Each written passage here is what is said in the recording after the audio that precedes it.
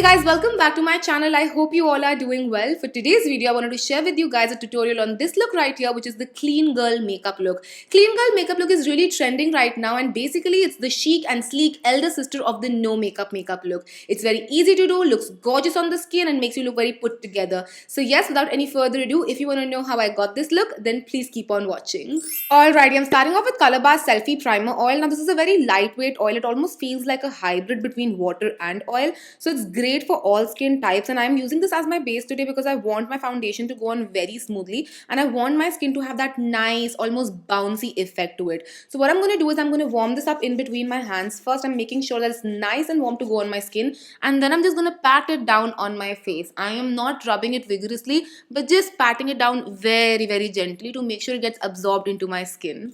And now to get that clean girl base, I'm going to use my K-Beauty foundation. This is the perfect foundation for such a look because it has medium coverage, but it looks very natural and dewy on the skin. So I'm just going to take a little bit of that foundation on the back of my hand, and what I'm going to do is I'm just going to warm it up. Again, it's ready to go on my skin once it's warmed up, and I'm just going to dot it all over my face. But before we blend it out with any tool, what I'm going to do is I'm going to take a setting spray and I'm just going to mist it all over my face. This is my MAC Fix Plus and I really love this one. And then I'm going to go in with a sponge today because I want a natural look all over. So I'm just going to start bouncing this on my skin. This is by Henna Beauty and this sponge is beautiful.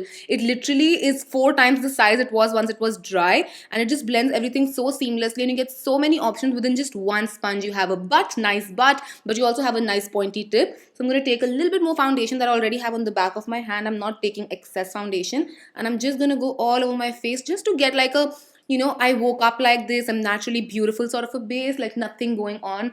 Basically, the clean girl look is another name for no makeup, so we are going pretty light-handed with the coverage.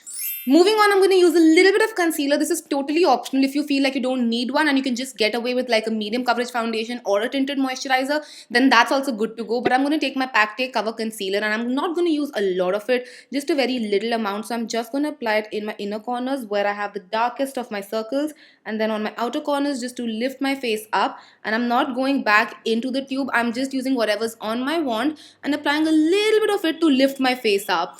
And now going back in with my sponge, I'm going to use the tip of this sponge to start blending all of this out. This concealer is very easy to blend out. You don't have to work a lot with it, and that's why it's great for this look, because not only is this a clean girl look, it's also an easy to do, quick to do, everyday sort of a look. So I'm just blending everything out, making sure I have no harsh edges going on.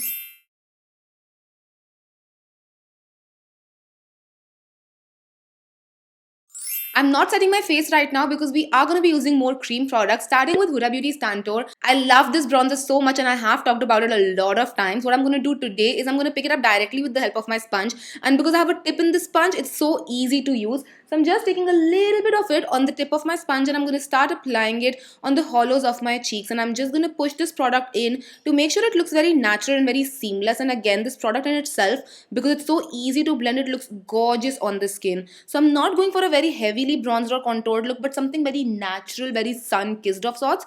So I'm just going to be applying it, and you can go back and forth with the butt and the tip just to make sure that there are no harsh edges whatsoever. This would ensure that there's a seamless base going on that's perfect for the clean girl look. I'm also going to apply a little bit to my forehead, just again to make sure I have that sun-kissed look going on. And going in with the butt of the sponge, I'm going to blend all of that out.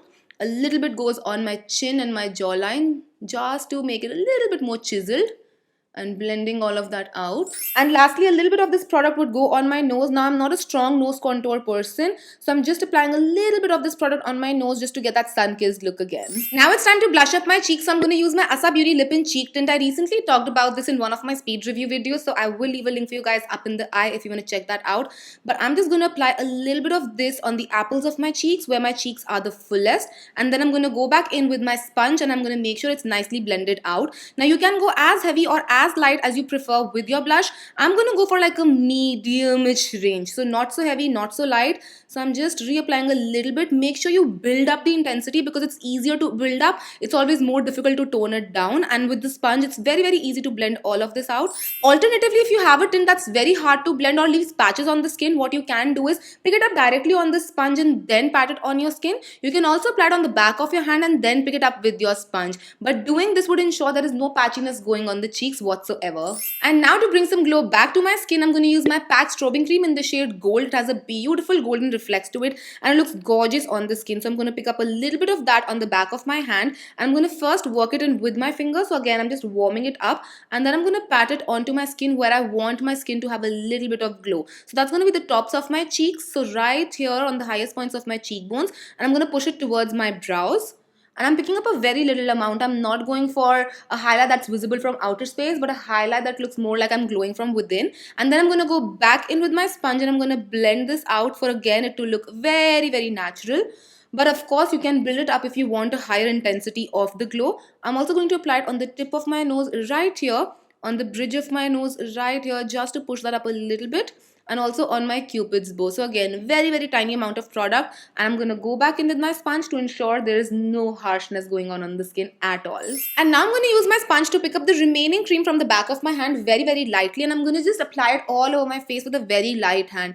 I'm placing the sponge very lightly on my skin. I'm holding the sponge very far away so I don't create a lot of pressure. I'm not targeting this glow. This is for an omnipresent glow, healthy skin sort of a look. This is a great hack if you have dry skin or if you have skin that's very dull and doesn't look very glowy or dewy. You can just use a little bit of your Strobe cream and apply it on top of your makeup with the help of a sponge very lightly. This would instantly make you look so healthy, glowy, like you've had 10 liters of water, you eat your green veggies and whatnot. It's now time to powder down your face a little bit to make sure it's as long lasting as possible. So I'm going to use my Rimmel Stay Matte Compact. I love this compact so much, you guys, and what I'm going to do is I'm going to pick it up with a flat foundation brush because I really want to lock everything in. So I'm just picking up a little bit of that powder and I'm going to just pat it on my under eyes. I'm making sure that all of the creases are filled in with the powder so that we can delay all of the fine lines from showing from underneath our eyes. So I'm just patting this down. I'm also going to apply it all over my lid space area, just again to make sure there is no creasing happening over there. You can use a fluffy brush to apply this. I just prefer it this way, or you can also use the sponge that you've been applying all your makeup with.